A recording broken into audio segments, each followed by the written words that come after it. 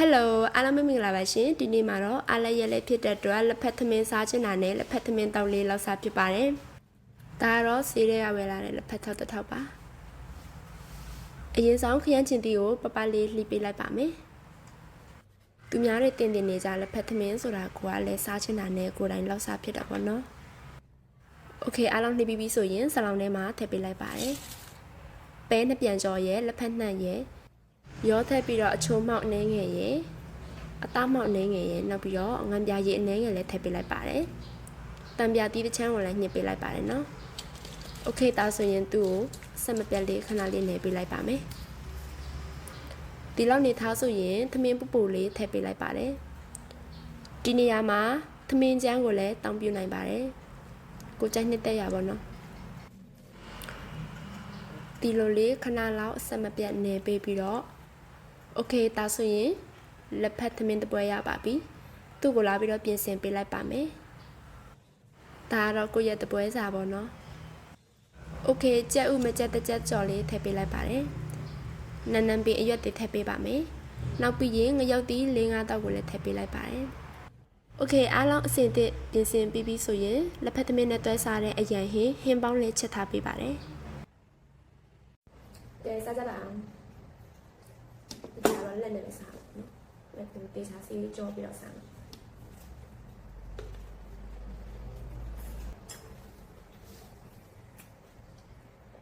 အဲ့တော့ဒီလိုရပြောက်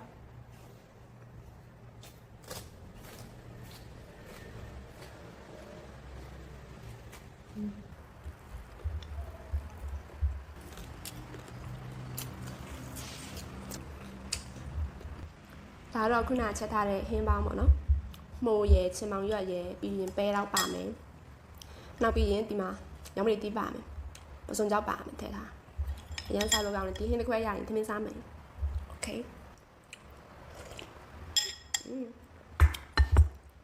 စားလိုက်ပါဦးမယ်နောက်ပြီးရင်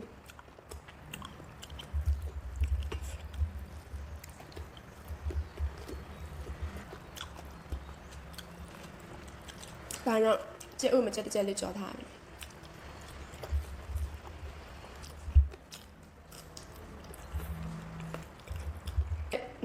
ပဲတော့အစိမ်းတုပ်စားရမယ်နော်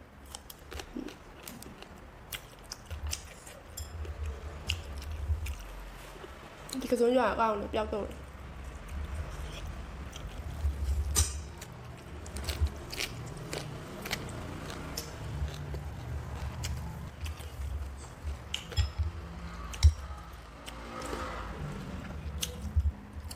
ဟင်းပေါင်းမချက်စားရတော့ကြတော့ခါလေးချက်စားဖြစ်တယ်ဟင်းပေါင်းချက်တဲ့နေ့ဆိုရင်သမင်းစားမယ်